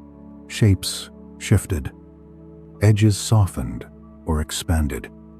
These were not dramatic explosions captured in the moment, but something subtler and, in many ways, More compelling, radar, unlike visible light, does not capture color or flame. It records texture, shape, and distance. Using updated processing techniques and refined algorithms, the researchers extracted new layers of information from old signals. In some locations, they found evidence consistent with lava flows that had reshaped the surface. In others, they detected anomalies suggesting elevated surface temperatures, reinforcing the idea that heat was still escaping from Venus's interior. Around the same time, another study added weight to this emerging picture. In a paper published in the journal Science, Robert Herrick from the Geophysical Institute at the University of Alaska Fairbanks and Scott Hensley from the Jet Propulsion Laboratory at the California Institute of Technology examined Magellan. Images taken between the years 1990 and 1992. Their approach was meticulous and almost old-fashioned in its care. They performed a manual search of volcanic regions, looking for cones, vents, and lava flows that appeared to change over time. To do this, they used a technique known as stereoradargrammetry, allowing them to reconstruct three-dimensional shapes from pairs of radar images. They transformed the data so that surface features appeared as though they were viewed directly from above. Removing distortions caused by angle and distance, they even simulated how the same features would look under different viewing geometries. Comparing those simulations to the actual images captured by Magellan, in the Atla Regio region, one feature stood out. A volcanic vent showed a dramatic transformation within less than a year. What had once been a modest opening expanded to roughly twice its original size. Its shape became irregular, as though something had pushed outward from below. 8 months later, radar signatures suggested that molten material had pooled along the edges, consistent with a lava lake filling part of the vent. It was not a violent eruption frozen in time, but a slow, undeniable change. This finding carried profound implications. It suggested that Venus is not merely a planet marked by ancient volcanism, but one where geological processes may still be active today. The activity appears limited and localized, far less intense than that seen on Jupiter's moon Io, where volcanic eruptions reshape the surface constantly. Only a small fraction of Venus's surface, roughly 1.5%, has been examined closely enough to reveal such changes. Given the gaps in coverage and the challenges of interpretation, it is likely that other active regions exist, waiting unnoticed. The realization that Venus may still be volcanically alive challenges long-held assumptions. For years, Venus was thought to be geologically dormant, its internal heat largely spent. Active volcanism changes that picture entirely.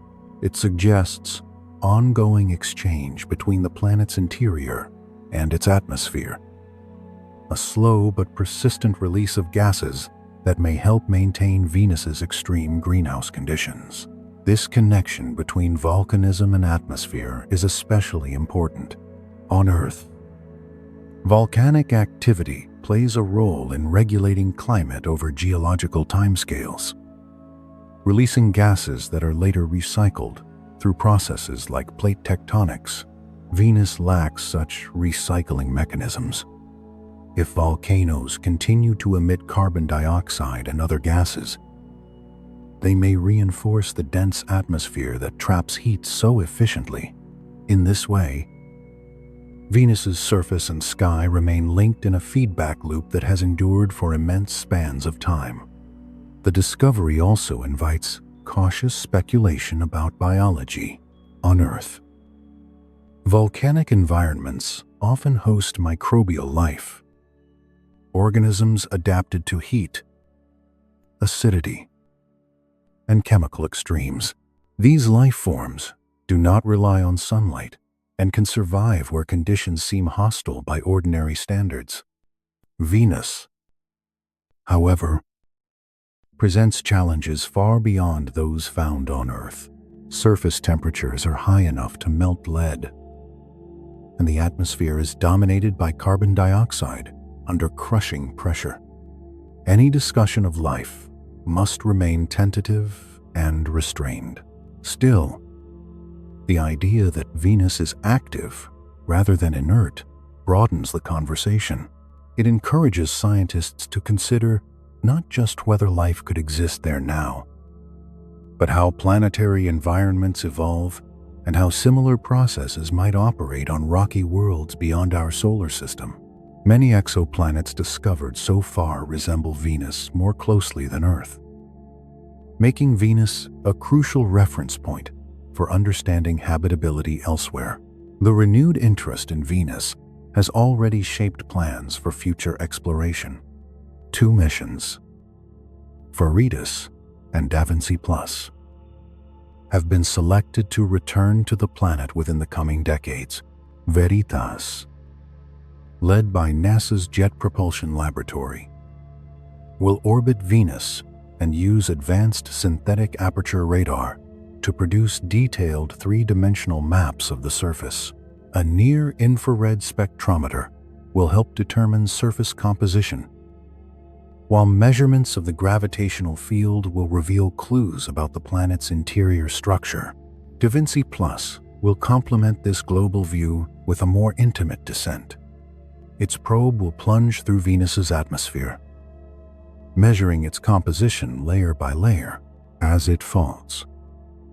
It will study winds, clouds, and chemical gradients, capturing high-resolution images of the surface below.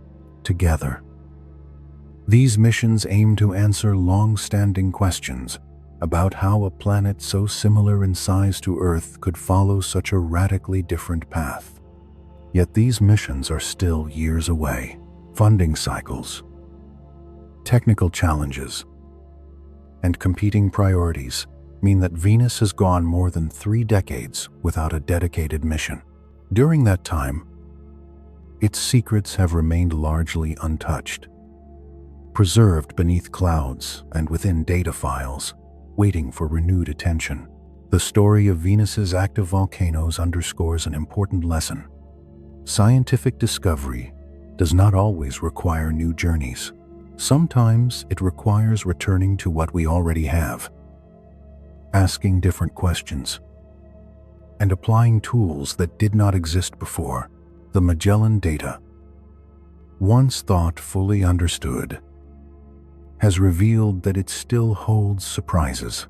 There may be more hidden within those archives, other subtle changes, other signs of activity, other clues about Venus's restless interior.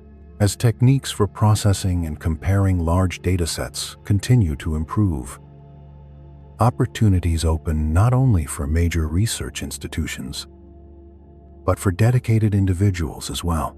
Planetary science increasingly welcomes careful analysis from many directions, showing that curiosity, patience, and persistence can uncover truths even without new spacecraft. Venus, wrapped in cloud and heat, reminds us that planets are not static objects. They change, slowly and quietly, over time frames that dwarf human experience. And sometimes, the evidence of that change has been with us all along, waiting for the moment when we learn how to listen more closely to what old data still has to say. The story of Venus, revealed slowly through layers of decades-old data, invites a gentler and more patient way of thinking about discovery itself. It reminds us that knowledge does not always arrive as a sudden revelation, bright and unmistakable. More often, it gathers quietly, like warmth accumulating beneath a sealed surface. Invisible at first, building over time until the moment arrives when it can finally escape. The Magellan mission ended long ago, its spacecraft silenced and drifting into history. Yet its work was never truly finished. The radar echoes it sent back did not belong to a single moment. They continued to travel forward in time, waiting for new minds, new tools, and a slower kind of attention to give them meaning. This gradual unfolding mirrors Venus itself in a striking way. Beneath the planet's unbroken cover of clouds, nothing seems to change. From afar, Venus appears timeless, fixed in an endless present of heat, pressure, and lightless skies. Its surface cannot be watched directly. There are no visible seasons, no shifting colors, no obvious signs of motion. For a long time, this apparent stillness shaped how the planet was understood. Venus seemed locked into a final state, a world whose story had already been written in full. Yet, when the data was revisited, a different narrative began to emerge. The re-examined radar images did not reveal dramatic upheavals or explosive transformations. Instead, they showed something far quieter and far more subtle. There were small shifts in shape, changes so slight they could easily be overlooked. Textures softened where sharp boundaries had once been drawn. Openings expanded just enough to suggest pressure from below. These were not the signs of a planet shouting its activity into space. They were the marks of a world speaking in a hushed voice, altering itself slowly, releasing its internal energy in careful, almost restrained ways. Venus, it seems, does not erupt in spectacles meant to be seen across the solar system. It does not announce its inner life with towering plumes or blazing rivers of lava captured in a single instant.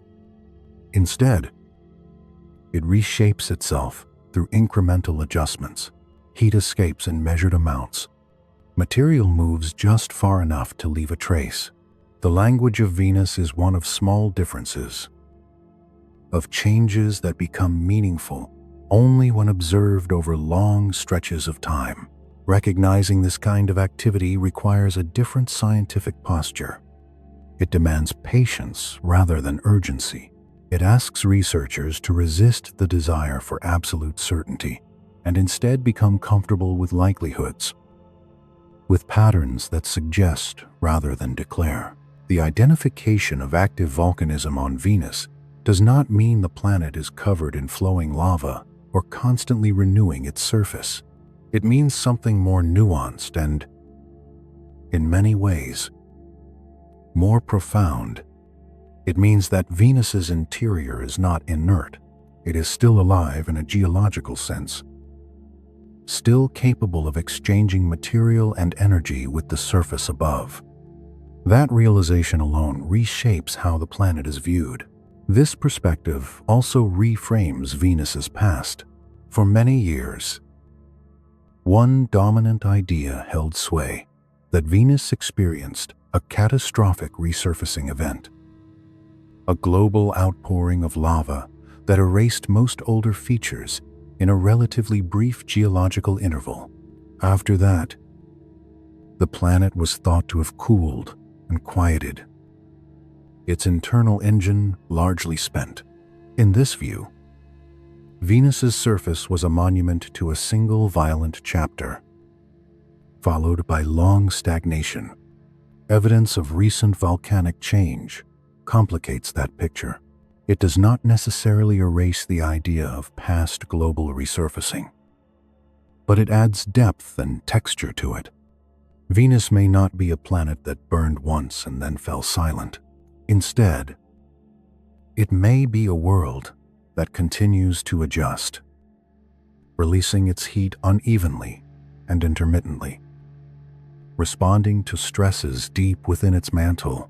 Its history may be less like a single dramatic event and more like a prolonged conversation between interior and surface, carried out over immense spans of time.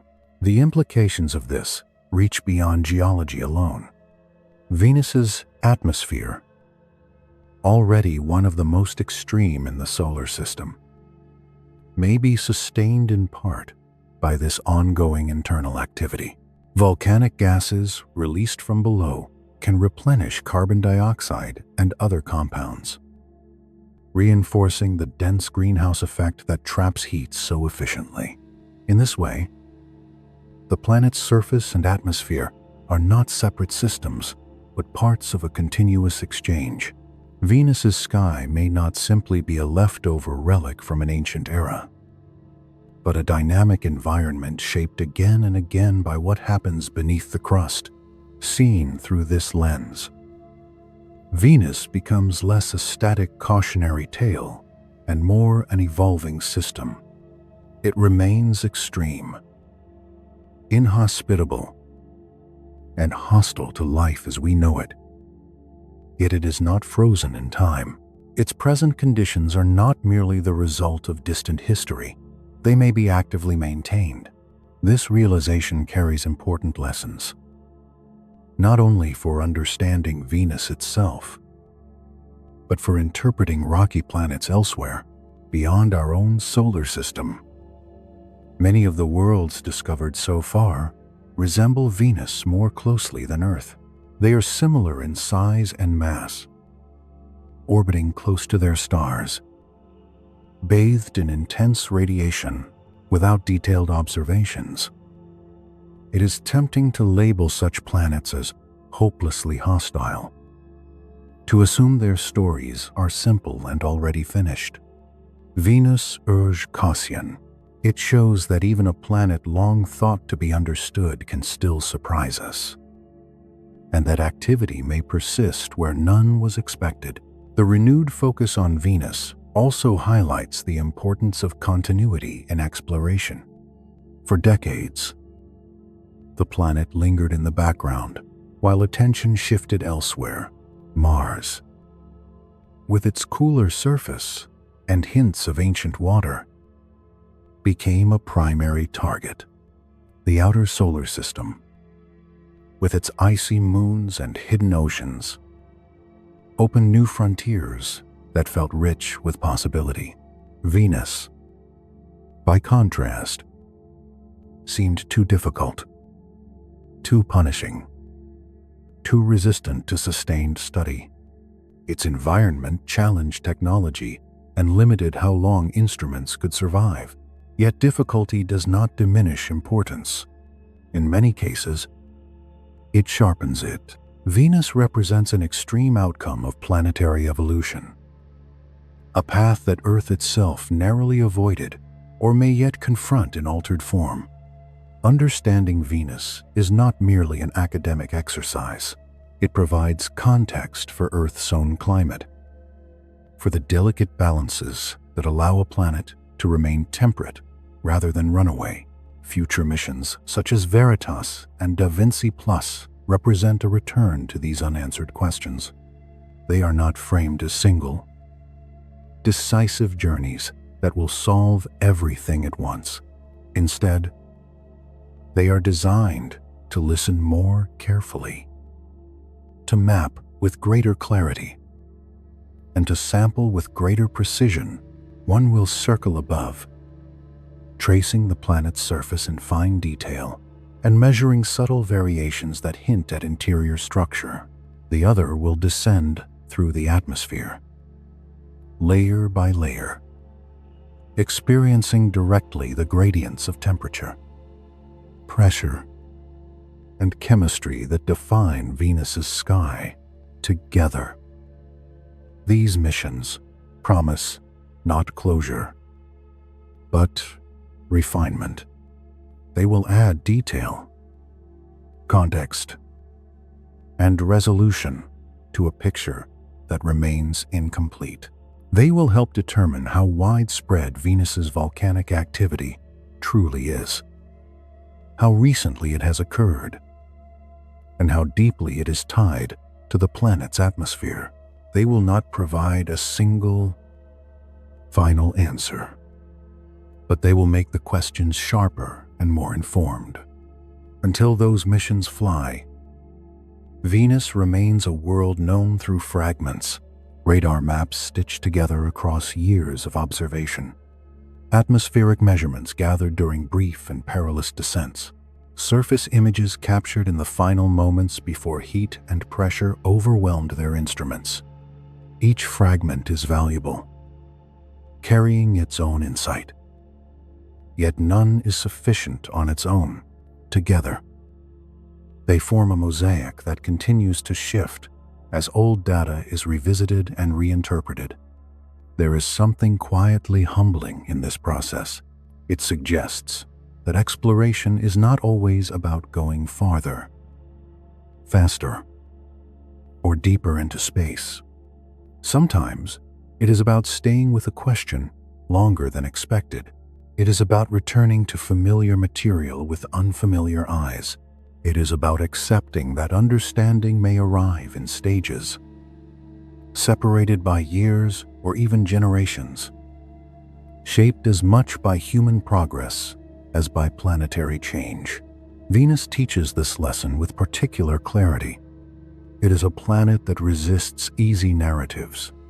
It looks familiar, yet behaves in unfamiliar ways. It shares Earth's size, but not its temperament. It rotates in an unusual direction, hides its surface behind unyielding clouds, and maintains a climate locked in extremes. And now, through careful attention to signals sent long ago, it reveals that it is still active, still changing, still capable of surprising those who once believed its story was complete.